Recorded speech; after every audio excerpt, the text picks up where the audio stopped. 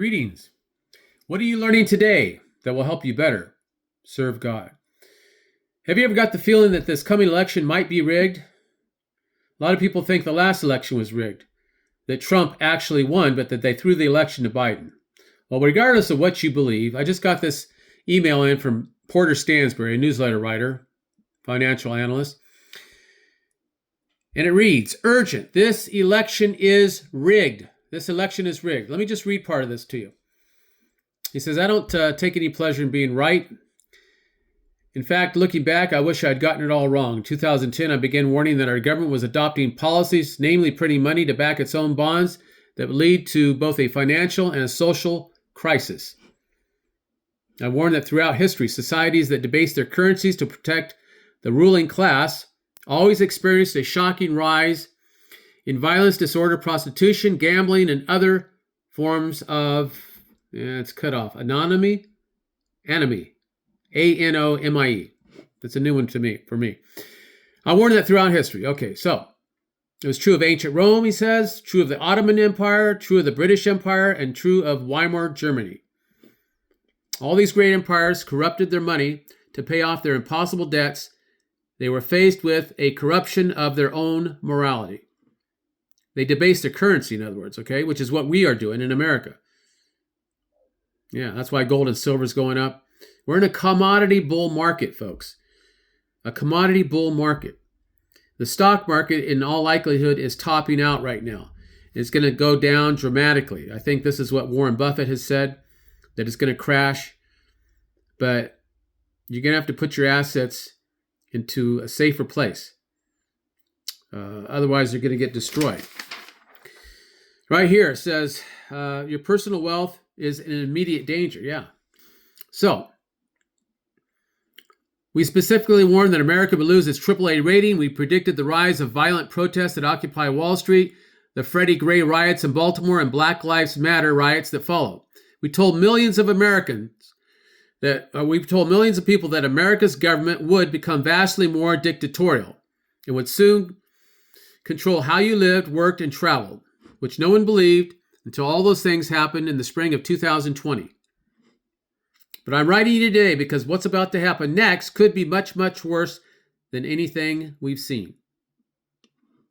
Now, of course, he's selling information probably. I haven't watched the whole, but there's a broadcast. You can click on this link and watch the broadcast, which I started this morning, but I didn't finish it. It all comes back to the same force that has destroyed every great civilization in history. According to the Wall Street Journal, former President Trump's economic plan, namely tariffs, military expansion, and tax cuts, will cost $7.5 trillion in additional deficits.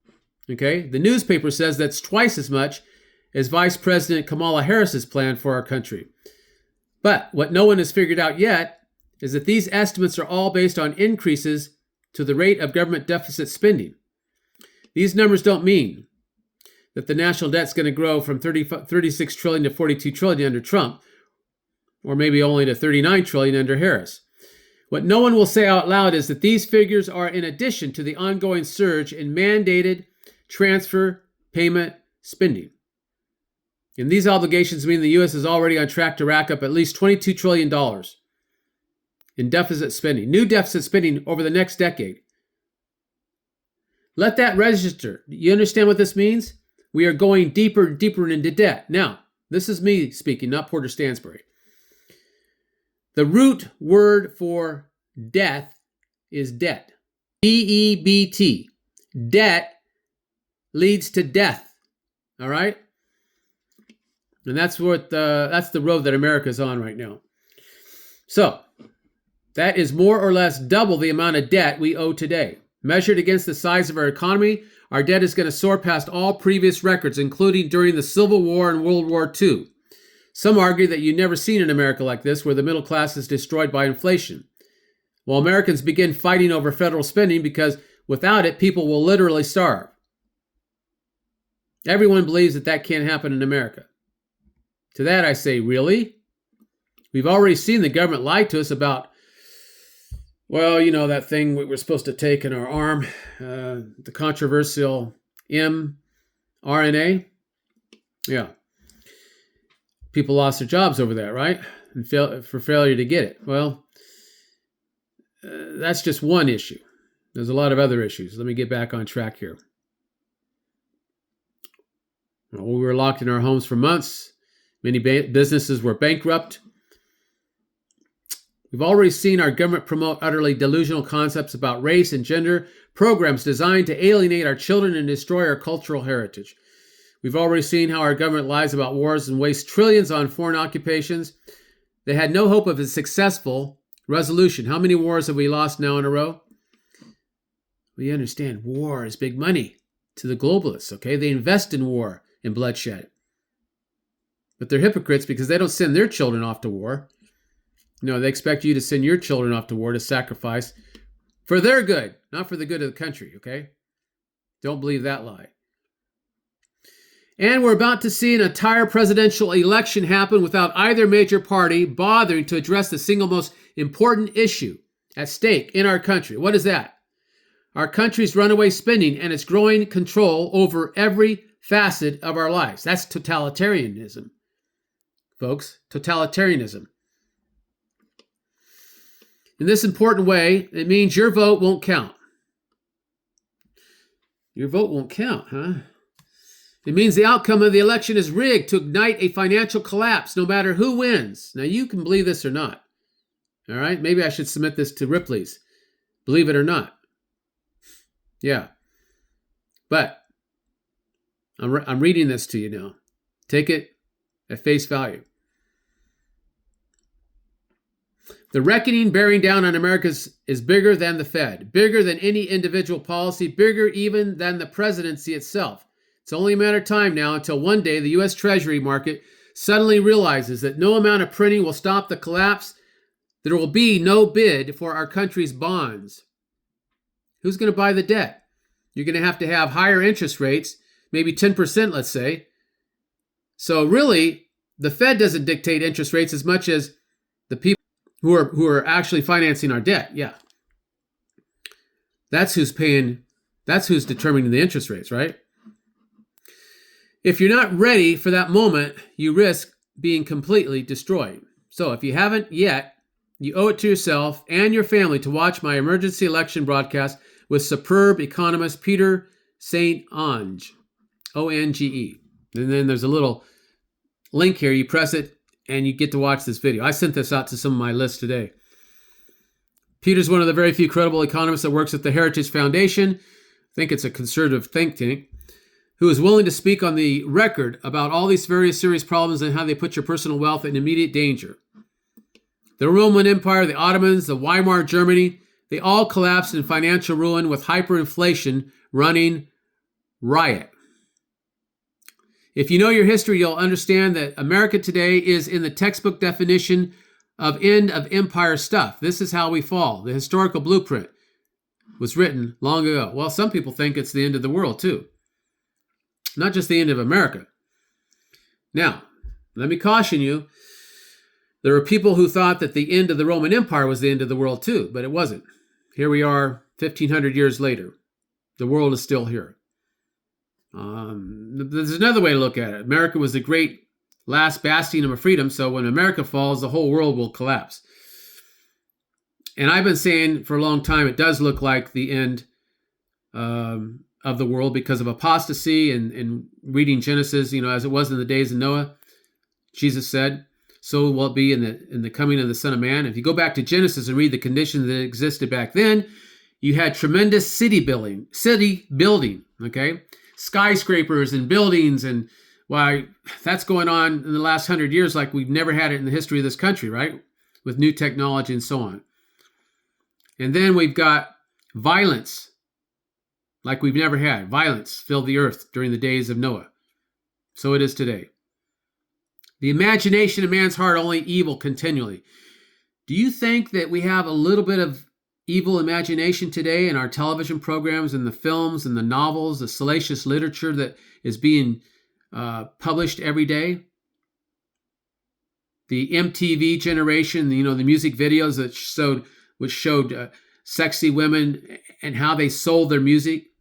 This is how they sold music, through MTV videos, these rock groups, all right? I know, because I used to watch some of this stuff back in the 80s, when I was kind of a wild, I was a professing Christian back then, but I wasn't living for the Lord entirely. I mean, I thought I was, but I was a hypocrite, like a lot of you are, believe it or not. That's why I told you, as the Apostle Paul has told us through his words, to examine yourself to see whether you're in the faith. Not everyone who saith, Lord, Lord, shall enter into the kingdom of God, but he that doeth the will of my Father in heaven. That was found in, where is that actually? Not everyone that saith, Lord, Lord. Well, that might be in Matthew 7. All right. Every economist knows it, but because the government controls the banks, the media, the credit rating agencies, and most colleges, all the places economists work, not a single one of them will speak on the record about what's about to happen. I'm speaking out because this is a matter of great urgency to you. And then he says there's a very brief window between now and election day for you to get your money in the right side of the coming collapse. Yeah, I often said, if you want to make money in the stock market or commodity market or anything like that, get on the side of the big money. That's the facts. Because when the big money gets involved in something, whether it's corn, soybeans, coffee, natural gas, oil, gold, silver, it doesn't matter. That market's going to move either up or down. Up or down. The market's going to move either up or down because that big money pushes it in a direction that they want it to go. So if you're on the right side of that trade, you're going to make money, right? If you're on the wrong side of the trade, you're going to lose money. It's that simple. The secret is finding out which side you need to be on. This is called speculation, I understand, but every aspect of our life today involves speculation, as the famous Doug Casey says.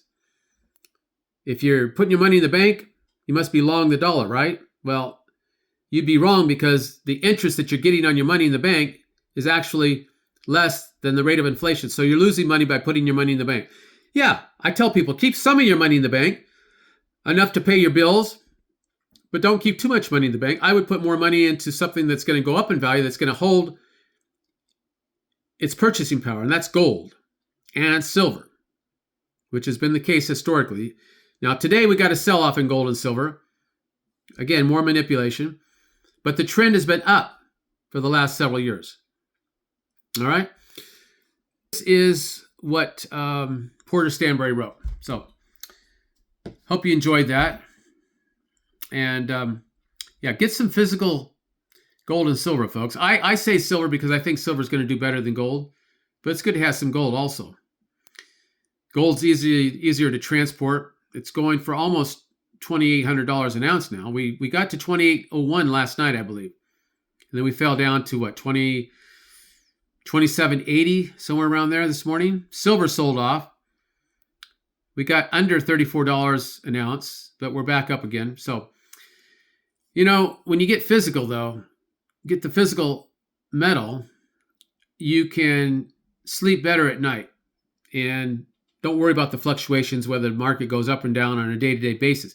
The long-term trend is up. It's higher, okay? And you can usually buy silver for about $2 to $3 over spot price. Just call a local coin dealer and find out what the spot price of silver is and how much he's charging for 1 ounce rounds. If you have a lot of money to invest, you can buy a 100-ounce bar of silver. All right. Well, that does it for today. Hope you enjoyed this. If you did, give me a thumbs up. Please share and subscribe to my channel. I'll keep you updated on some other interesting things that are coming up. All right? Until we meet again, may the Lord richly bless you.